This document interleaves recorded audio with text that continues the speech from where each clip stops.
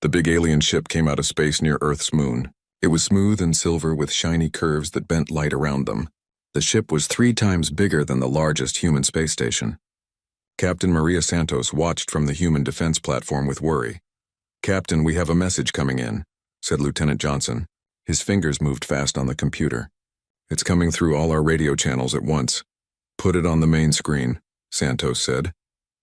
The screen showed a tall, thin creature with pale blue skin and 4 arms. Its head was long with big black eyes that seemed to look right through everything. When it talked, its voice was cold and robotic. The alien computer changed its words into English. "I am Ambassador Krell from the Zephyrian Galactic Empire. We have watched your people spread beyond your home planet. Our law says all species in this part of space must pay us for protection."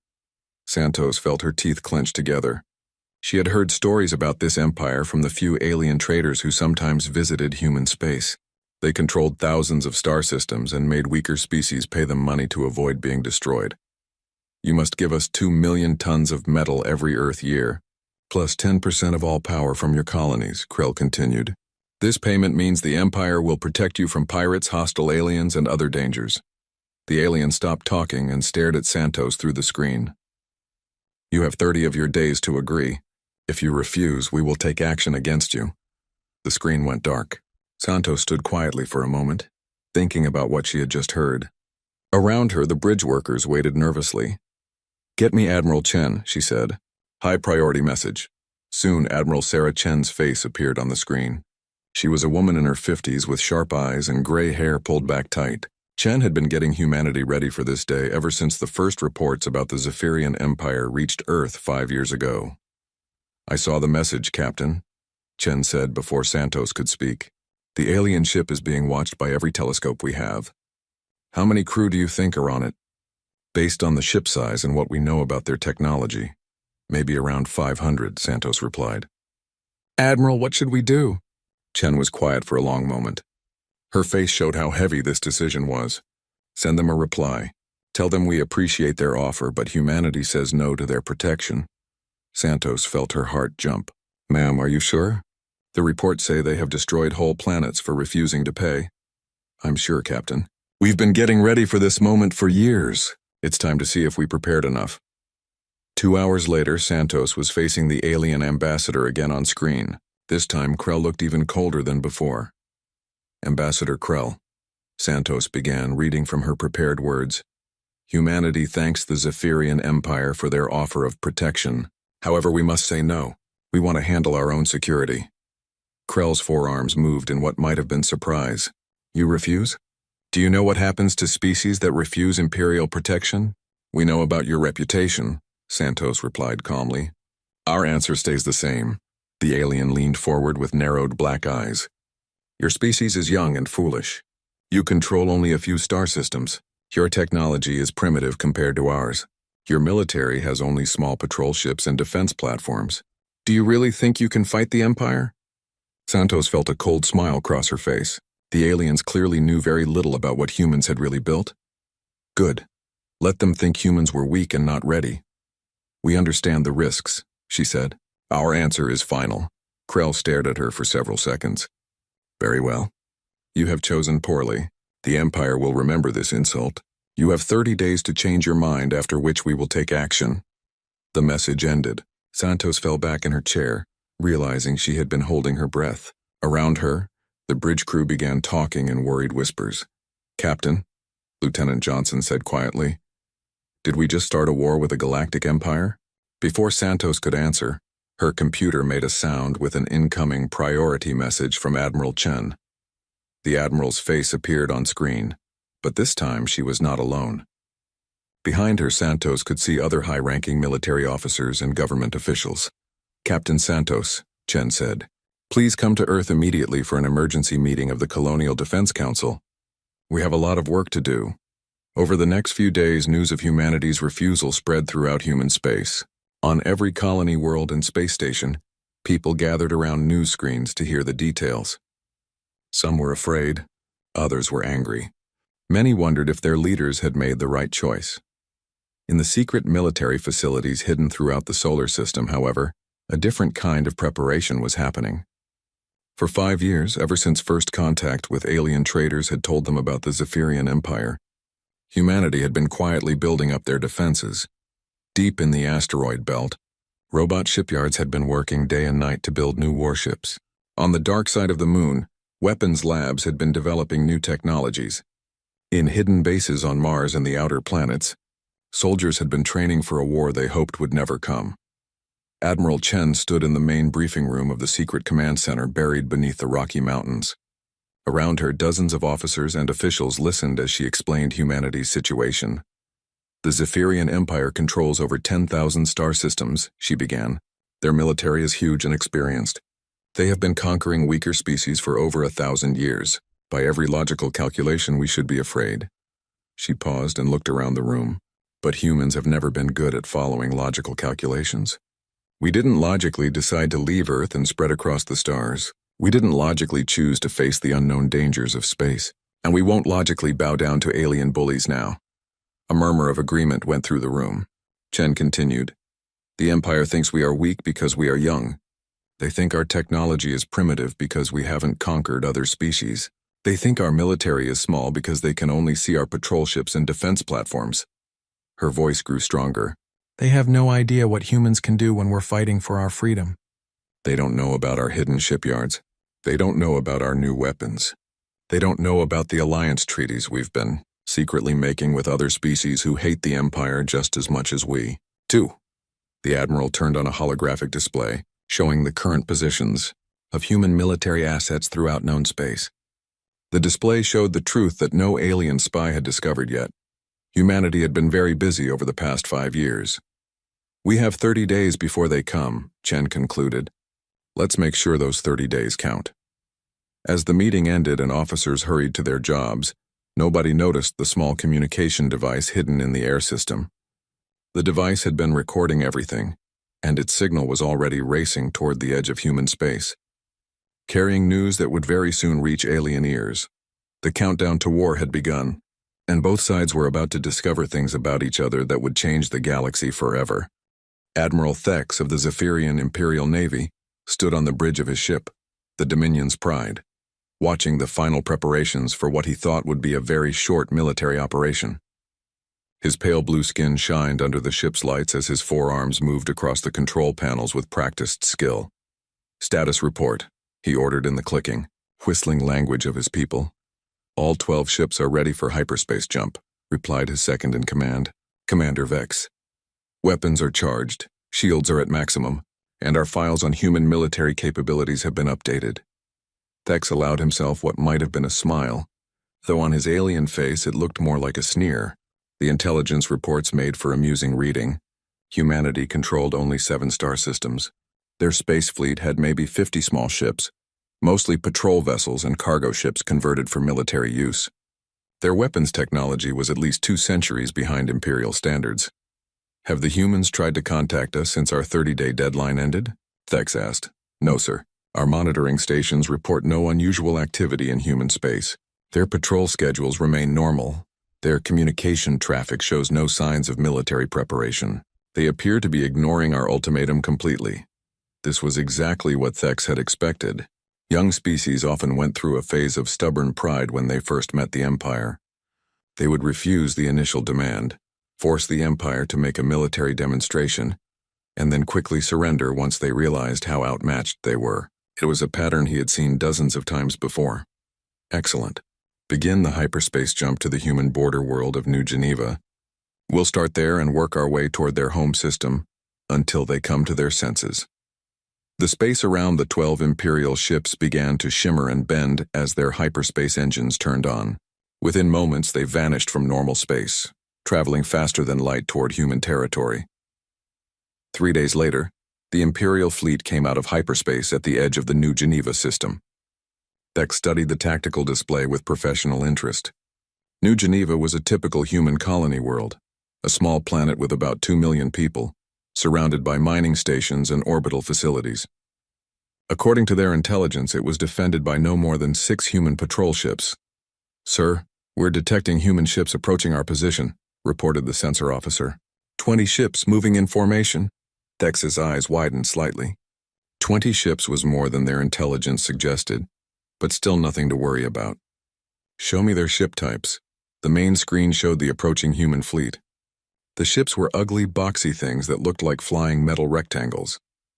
They had none of the smooth curves of Imperial ships, instead appearing to be built purely for function rather than beauty. Their hulls were dark gray and covered with strange angular bumps that might have been weapon mounts or sensor arrays. Primitive design, commented Commander Vex. Their ships looked like they were built by engineers, with no sense of artistic beauty. Function. Overform is typical of younger species, Thex replied. They haven't learned to appreciate the finer aspects of spacecraft design. Still, 20 ships means we should take this seriously. Signal all vessels to battle stations. The human fleet was now close enough for detailed scans. Thex frowned as he read the sensor reports. The human ships were larger than expected, each one roughly the size of an Imperial light cruiser. Their armor appeared to be unusually thick, and the strange bumps on their hulls were definitely weapons of some kind. Sir, we're receiving a transmission from the human fleet, the communication officer announced. Put it on screen. The display showed the bridge of one of the human ships. The captain was a middle-aged woman with dark skin and graying hair. Her uniform was simple and practical, lacking the fancy decorations that Imperial officers wore to show their rank and achievements. This is Captain Rodriguez of the colonial defense ship Defiance, she said in accented English. The ship's translation system converted her words into proper Imperial language. You are entering human territory without permission. State your business or leave immediately. Thex was amused by the human's bold tone. I am Admiral Thex of the Zephyrian Imperial Navy. Your species was given 30 days to accept Imperial protection. That time has ended. Surrender immediately and we will be merciful. Captain Rodriguez's expression didn't change. I'm afraid that's not going to happen, Admiral. This is your final warning. Leave human space now. Or what? Thex asked with genuine curiosity. You'll attack us with your primitive ships? If necessary, yes. Thex ended the transmission and turned to his weapons officer. Lock targets on all human ships. Prepare to disable their engines. We want prisoners for questioning. Sir, we're receiving multiple distress signals from the human ships, the communication officer reported. They appear to be calling for help. Perfect, Thex thought. The humans were already panicking.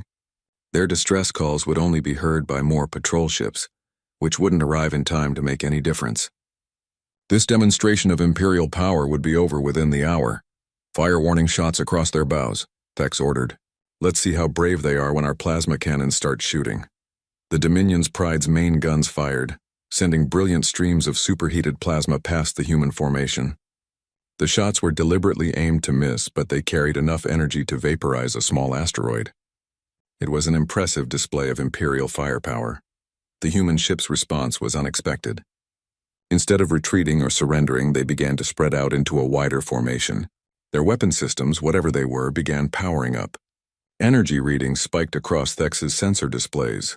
Sir, the sensor officer said with growing alarm, the human ships are not what they appeared to be. I'm reading massive internal structures, weapon systems I don't recognize, and energy signatures that suggest they're much more heavily armed than our intelligence indicated. Before Thex could respond to this disturbing news, space around his fleet began to shimmer with the distinctive energy patterns of ships dropping out of hyperspace. But these weren't more human patrol ships arriving to help their friends. These were warships. Lots of warships. Within 30 seconds, over 100 human ships had appeared around Thex's fleet. They came from all directions, above, below, and from the sides. Each one was larger and more heavily armed than the 20 ships that had first approached the Imperial force. Thex stared at his tactical display in growing horror. The human fleet wasn't just defending a border world with a few patrol ships. They had somehow assembled a massive military force and hidden it from Imperial intelligence. Worse, they had used his own attack as a trap, drawing his ships into a position where they were completely surrounded. How is this possible? Commander Vex whispered. Our intelligence said they had no more than 50 ships total. Our intelligence was wrong, Vex replied grimly. He looked at the tactical display again, counting the human ships surrounding his fleet. There were at least 120 of them, and more were still arriving. The original 20 human ships that had seemed to be calling for help were now moving into attack formation alongside the newcomers. Thex realized that their distress signals hadn't been panic at all. They had been coordinated tactical communications, calling in reinforcements that had been waiting in hyperspace just outside the system.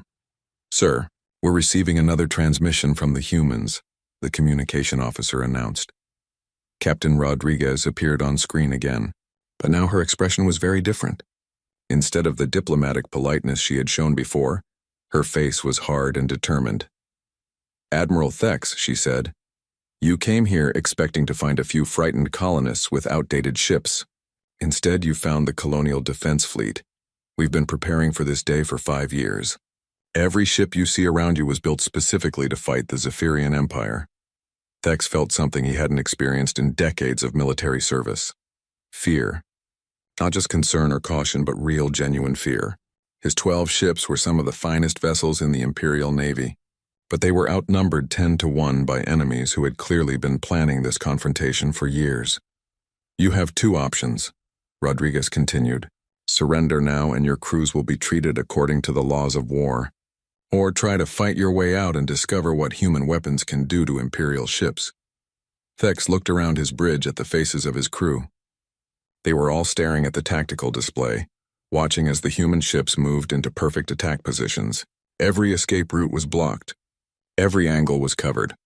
His small fleet was trapped in a box made of human warships, and the walls were closing in. For the first time in his military career, Admiral Thex was forced to consider the possibility that the Zephyrian Empire might have made a serious mistake. Admiral Thex stared at the tactical display for another 10 seconds before making his decision. 12 Imperial ships against over 100 human ships was not a battle, it was suicide. But surrender was not an option for an Imperial officer. The shame of returning to Zephyrian space in defeat would be worse than death. "All ships prepare for combat," he ordered. "Target their command ships and fire at will." The Imperial fleet opened fire at the same time, their plasma cannons sending streams of superheated energy toward the human ships. The shots were precise and powerful, each one carrying enough force to punch through standard military shields and melt through most known armor types. The humans didn't even try to dodge. This surprised Thex until he saw what happened next. The plasma bolt struck the human ships and simply splashed across their hulls like water hitting a rock. Where the energy should have burned through armor plating, there were only scorch marks. Where there should have been explosions and hull breaches, the human ships continued moving as if nothing had happened. "What kind of armor are they using?" Commander Vex asked in shock. "I don't know," Thex replied, "but keep firing. Nothing is completely invulnerable." The Imperial ships continued their attack, pouring plasma fire into the human fleet. Some shots seemed to have more effect than others, creating brighter flashes and deeper scorch marks, but not one human ship was seriously damaged. It was like attacking a mountain with a pocket knife. Then the humans fired back. The first thing Thex noticed was that human weapons made no light show at all. There were no bright energy beams, no glowing plasma bolts, no impressive displays of destructive power. Instead, there was just a series of small flashes from the human weapon mounts, followed by impacts on Imperial ships that shook the entire fleet. "Damage reports," Thex shouted as his flagship rocked under multiple impacts. "Hull breach on deck 7, came the reply. "Shield generators offline. Forward plasma cannon destroyed." More impacts followed in rapid succession. Whatever the humans were shooting, it was punching through Imperial shields and armor like they weren't even there. Thex looked at his sensor readings and felt his blood run cold. The human weapons weren't using energy at all. They were firing solid projectiles at incredible speeds. "Kinetic weapons," he whispered in recognition. "They're using kinetic weapons." It was a primitive concept that most advanced species had abandoned centuries ago. Energy weapons were cleaner, more efficient, and easier to power. But kinetic weapons, solid projectiles accelerated to high speeds, had one major advantage. They carried enormous amounts of kinetic energy. And kinetic energy was very hard to defend against with conventional shields. The problem was that kinetic weapons required massive amounts of power to accelerate projectiles to useful speeds, and the targeting systems needed to be incredibly precise at space combat distances. Most species found it easier to just use plasma cannons or particle beams. Apparently, humans had decided to do things the hard way. "Sir, the Conquest blade is reporting critical damage," the communication officer announced. They're requesting permission to withdraw. Thex looked at the tactical display. One of his cruisers was drifting out of formation, atmosphere streaming from dozens of hull breaches. Around it, human ships continued their methodical bombardment, their kinetic projectiles striking with mechanical precision. Permission denied, Thex said. All ships maintain formation and continue firing. But even as he gave the order, he knew it was hopeless. His ships were designed to fight other energy weapon-equipped vessels. Their shields and armor were optimized to deflect or absorb plasma fire and particle beams. Against solid projectiles moving at significant fractions of light speed, his defenses were almost useless. The human ships, on the other hand, seemed to be built specifically for this kind of combat. Their thick, angular armor was designed to deflect kinetic impacts. Their shields, while weaker than Imperial systems against energy weapons, were apparently very good at slowing down incoming projectiles. And their weapons were clearly built to punch through conventional military defenses. "Sir, we need to retreat," Commander Vex said urgently. "We're being torn apart. Retreat to where?" Vex snapped. "They have us surrounded." As if to emphasize his point, another Imperial ship, the Star Destroyer Vengeance, exploded in a brilliant fireball as human kinetic rounds found its reactor core. Pieces of the ship scattered in all directions, some of them impacting nearby Imperial vessels and causing additional damage. Thex made a desperate decision. "All ships, maximum power to engines. We'll try to break through their formation and reach hyperspace distance." The remaining Imperial ships turned toward what appeared to be the thinnest part of the human encirclement and accelerated. For a moment it seemed like the plan might work. The human ships were slower and less maneuverable than Imperial vessels, and there was a gap in their formation that might be wide enough to squeeze through. Then the humans did something that changed everything. Instead of trying to close the gap or pursue the fleeing Imperial ships, the human ships simply adjusted their firing patterns. The kinetic projectiles that had been arriving in steady streams suddenly became a coordinated barrage. Hundreds of solid rounds converged on the space that the Imperial ships would have to pass through to escape. It was like flying into a wall of metal moving at speeds close to light. The Imperial cruiser Eternal Glory was the first to reach the barrage. The ship simply disintegrated as dozens of kinetic projectiles tore through it from multiple angles. There wasn't even an explosion. The vessel just came apart like a toy hit by a hammer. Two more Imperial ships suffered similar fates before Thex realized what was happening. The humans weren't just firing randomly, they were calculating flight paths, predicting where his ships would be, and timing their shots to create an impenetrable barrier of kinetic death. "All ships, emergency stop," he ordered. "Abort the breakout attempt." The surviving Imperial vessels reverse thrust and came to a relative stop, but it was too late. Of his original 12 ships, only 6 were still combat capable.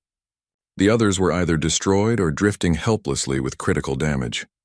Thex slumped in his command chair, finally accepting the reality of his situation.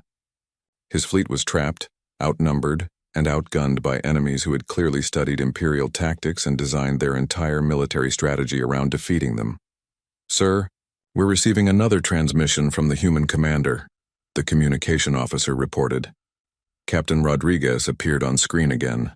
Behind her, Thex could see the bridge of her ship, a utilitarian workspace filled with screens, control panels, and crew members focused on their duties. It looked nothing like the elegant, artistic bridges of Imperial vessels, but it radiated an air of competent professionalism that was somehow more intimidating than any amount of decoration. "Admiral Thex," she said calmly, "you've had a chance to see what human weapons can do. Are you ready to discuss surrender terms?" Thex felt the weight of centuries of Imperial military tradition pressing down on him. No Zephyrian admiral had ever surrendered to a primitive species. The shame would follow his name throughout history. But looking at his tactical display, he also realized that continuing to fight would accomplish nothing except the deaths of his remaining crew members. The humans had demonstrated their ability to destroy his ships at will. They were simply choosing to offer him a chance to surrender, rather than completing the massacre. "What terms do you offer?" he asked finally. "Standard prisoner of war treatment according to Galactic law," Rodriguez replied. "Your crews will be held until the end of hostilities, but they will be treated humanely. Officers will be allowed to keep their personal effects and will be housed according to their rank." It was a generous offer, far more merciful than what the Empire typically offered to defeated enemies. But Thex knew that accepting it would mean the end of his career and possibly his life when he eventually returned to Zephyrian space. "I need time to consider your offer," he said. "You have 1 hour," Rodriguez replied. "After that, we resume combat operations." The transmission ended, leaving Thex alone with his thoughts and the harsh reality of his situation. Around him, his bridge crew waited silently for orders that he wasn't sure he could give.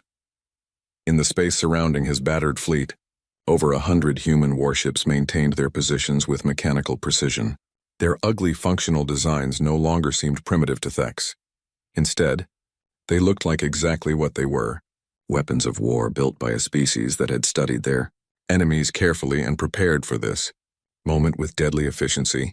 For the first time in over 1,000 years of galactic expansion, the Zephyrian Empire had encountered an enemy that was ready for them, and that enemy had just announced to the galaxy that the age of imperial domination might be coming to an end. Grand Admiral Zexthul stood in the war room of the imperial fortress world of Kethmore, staring at the holographic display that showed the complete destruction of Admiral Thex's expedition. Of the 12 ships that had been sent to punish the humans, only 3 had managed to escape. The rest had been destroyed or captured by what Imperial intelligence had dismissed as a primitive species with outdated technology. "Explain to me," Zexthul said in a voice that made his subordinates flinch, "how an entire Imperial squadron was defeated by primitive humans using metal projectiles." Intelligence Director Kenthar shifted nervously, his forearms fidgeting with the data pad that contained the battle reports. "Grand Admiral, it appears our information about human military capabilities was significantly wrong. The humans have been conducting a massive military buildup in secret, while maintaining the appearance of a weak, divided species. Continue. Based on testimonies from the surviving ships, the humans have developed kinetic weapons that can penetrate our standard shields and armor.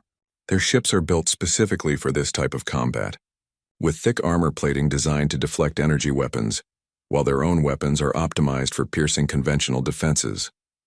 Zexthul turned away from the holographic display to face his staff. He was old, even by Zephyrian standards, with pale blue skin that had faded almost to white and scars from a dozen military campaigns across his arms and face. He had served the Empire for over 2 centuries, and had never seen an Imperial fleet defeated by a species they were trying to conquer. "How many ships do they have?" he asked. "Unknown, sir. Our estimates were clearly wrong. The force that destroyed Thex's squadron numbered over 100 vessels, and intelligence suggests that was only their border defense fleet. We have no reliable information about the size of their main battle fleet." This was worse than Zexthul had expected. The Empire's expansion strategy depended on the threat of overwhelming force.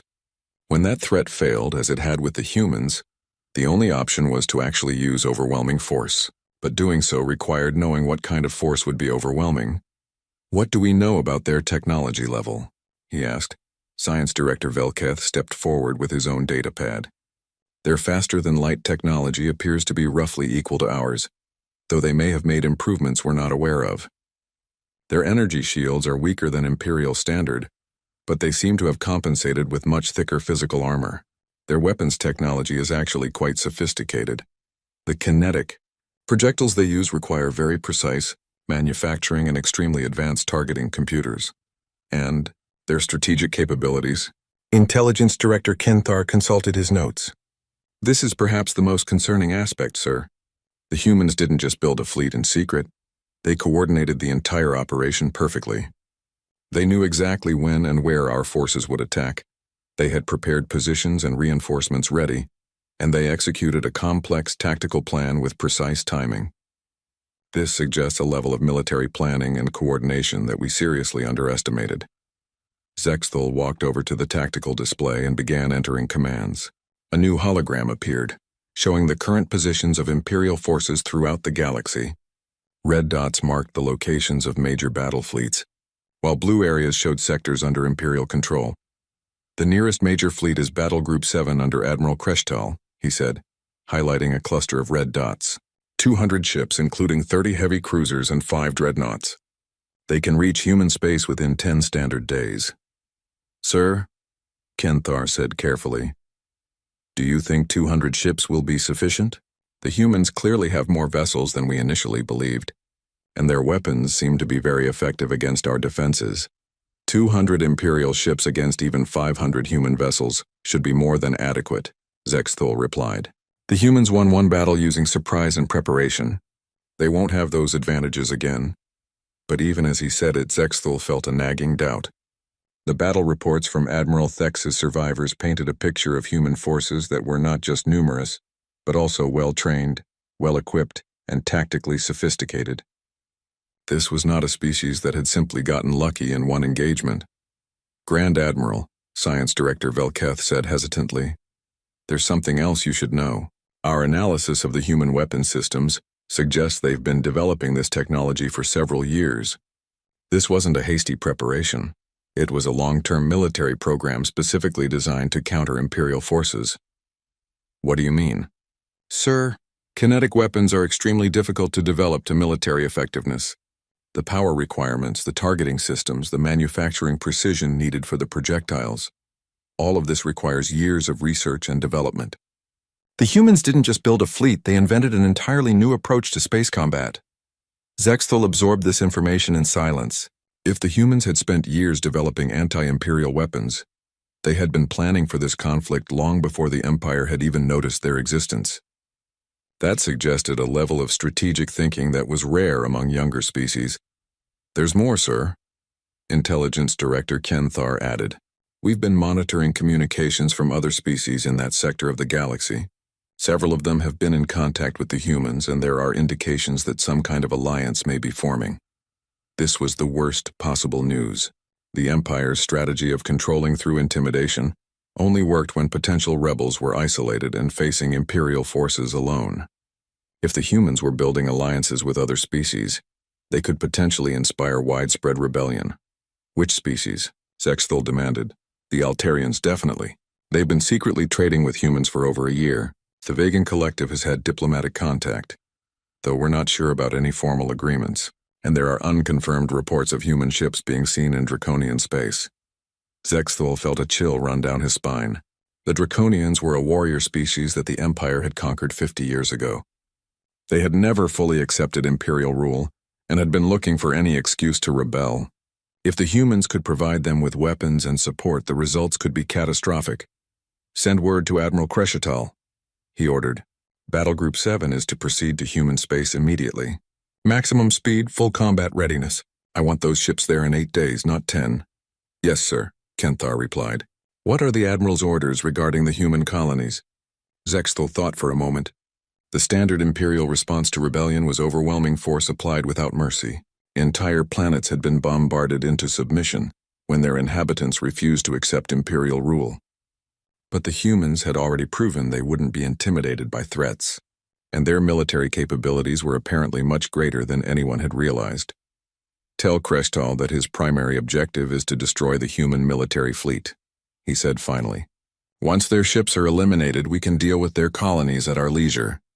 But the fleet must be destroyed first, completely and permanently." As his subordinates hurried to carry out his orders, Zexthul remained in the war room, studying the tactical displays and trying to understand how the Empire had so completely misjudged the human threat. In over 1,000 years of expansion, the Zephyrian Empire had never encountered a species that had prepared for them so thoroughly. The humans had spent years studying Imperial tactics, developing counter-strategies, building alliances, and preparing for a war that everyone else had thought was impossible. They had done all of this while maintaining the appearance of a weak, scattered species that posed no threat to anyone. It was, Zexthul had to admit, a remarkably sophisticated deception. The question now was whether Admiral Crescital's battle group would be sufficient to overcome whatever other surprises the humans had prepared, because Zexthul was becoming increasingly certain that the humans had more surprises waiting. In the depths of space, 8 days' travel from the human frontier, Admiral Crescital received his orders and began preparing 200 of the Empire's finest warships for what he expected to be a routine military operation. He had no way of knowing that the humans had been tracking Imperial fleet movements for months, or that they were already making their own preparations for the battle to come. The stage was set for a confrontation that would determine whether the Zephyrian Empire would continue its 1,000-year reign of galactic dominance, or whether a young species called humanity would prove that even the mightiest empires could fall. Meanwhile, in hidden bases throughout human space, Admiral Chen was implementing the final phase of humanity's preparation. The victory at New Geneva had been just the beginning. Now it was time to show the Empire what humans could really do when they were fighting for their survival. Admiral Sarah Chen stood on the observation deck of the human command ship Indomitable, watching the final preparations for humanity's last stand. Through the thick windows, she could see hundreds of human warships taking their positions around Earth, while automated defense platforms and hidden weapon systems powered up throughout the solar system.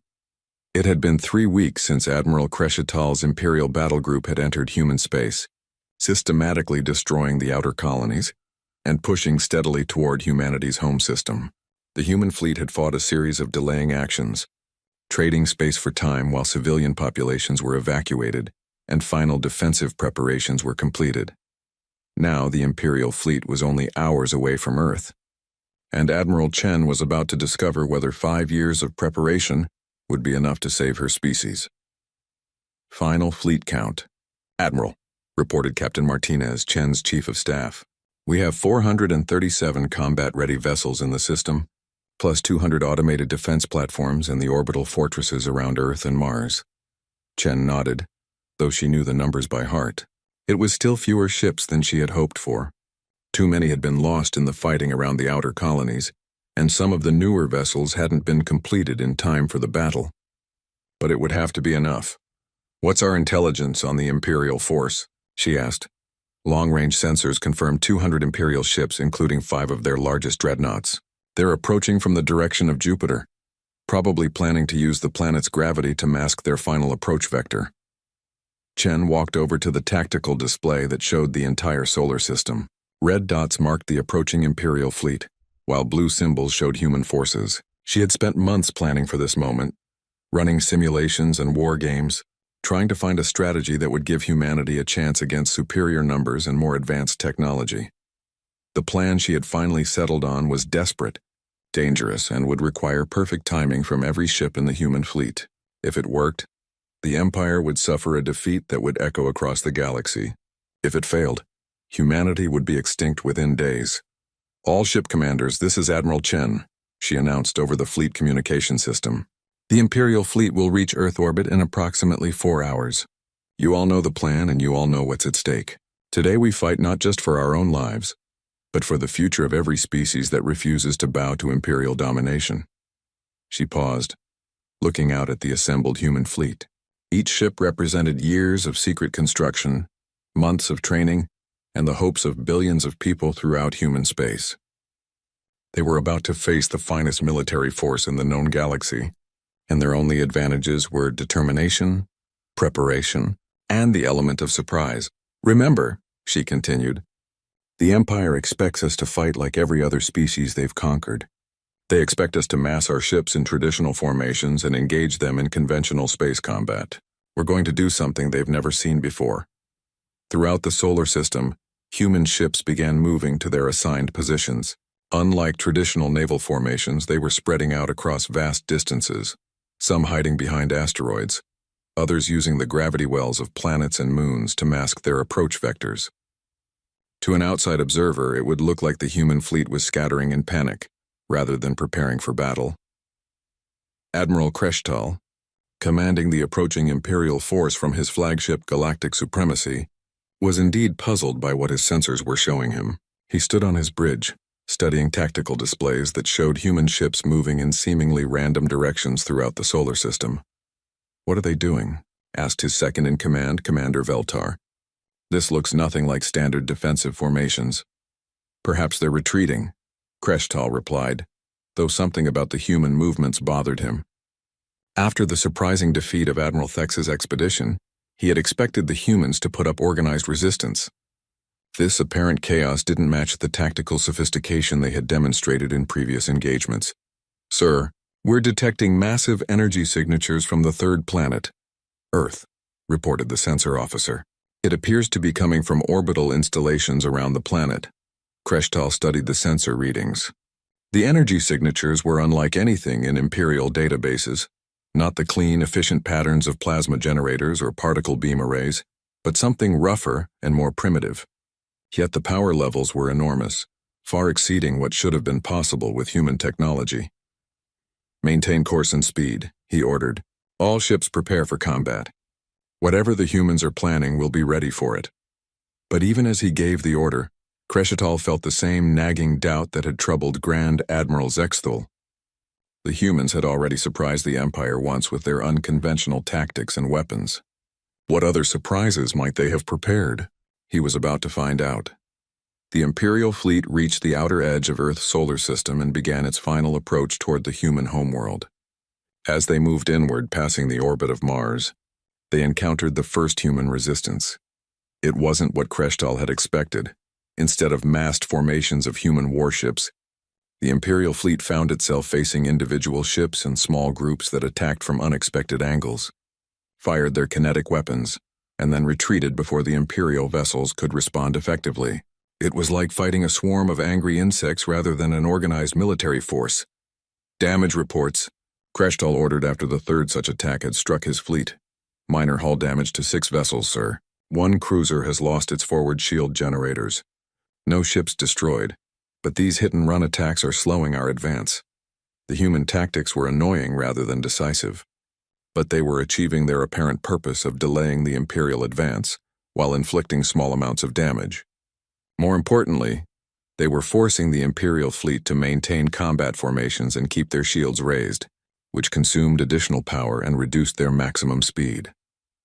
As the Imperial fleet approached Earth's orbit, the hit-and-run attack suddenly stopped. Instead, the remaining human ships began gathering near Earth itself, finally forming something that looked like conventional battle lines. Crescital felt a sense of relief. This was the kind of fighting he understood. "All ships prepare for main engagement," he ordered. "Target their command vessels first, then work your way through their battle line." This ends now. The Imperial fleet accelerated toward Earth, their plasma cannons charging and their shields at maximum power. It was an impressive sight. 200 of the most advanced warships in the galaxy, moving in perfect formation toward an enemy that was outnumbered almost 2-1. That's when Admiral Chen sprung her trap. The energy signatures that Imperial sensors had detected around Earth suddenly resolved into their true purpose. Hidden throughout the asteroid belt, on the dark sides of moons, and in the depths of space between planets, thousands of kinetic weapon platforms had been lying dormant. As the Imperial fleet committed to their attack on Earth, these hidden weapons came online simultaneously. The first barrage caught the Imperial fleet completely by surprise. Kinetic projectiles fired from positions throughout the solar system converged on the Imperial formation from every direction. There was no warning, no energy buildup that sensors could detect, just solid metal rounds moving at significant fractions of light speed. The Imperial ships, focused on the human fleet near Earth, were caught in a crossfire that their defensive systems couldn't handle. Their shields, designed to deflect energy weapons coming from in front of them, were suddenly being hit by kinetic rounds from above, below, and from both sides. "Evasive maneuvers," Crescital shouted as his flagship rocked under multiple impacts. "All ships, scatter formation!" But it was too late. The human kinetic bombardment had been timed to catch the Imperial fleet at the moment when they were most committed to their attack vector and least able to maneuver. Ship after ship in the Imperial formation was torn apart by the coordinated barrage. Then the human fleet near Earth did something that completed Crescital's confusion and terror. Instead of staying in their defensive positions, they suddenly accelerated directly toward the Imperial fleet at maximum speed, their own kinetic weapons firing continuously. It wasn't a defensive battle at all. It was an ambush on a scale that the Empire had never experienced. The human ships, built for close combat with their heavy armor and devastating short-range weapons, closed with the Imperial fleet and began tearing it apart from the inside. Imperial vessels, designed for long-range energy weapon duels, found themselves in brutal close-quarters combat against enemies that seemed to absorb their fire while delivering devastating return volleys. The battle turned into a massacre. Imperial ships that survived the initial kinetic bombardment found themselves surrounded by human vessels that rammed them, boarded them, and destroyed them with methods that ignored every convention of civilized warfare. Human Marines wearing powered armor and carrying weapons that could penetrate Imperial hull plating forced their way aboard Imperial ships and captured them from within.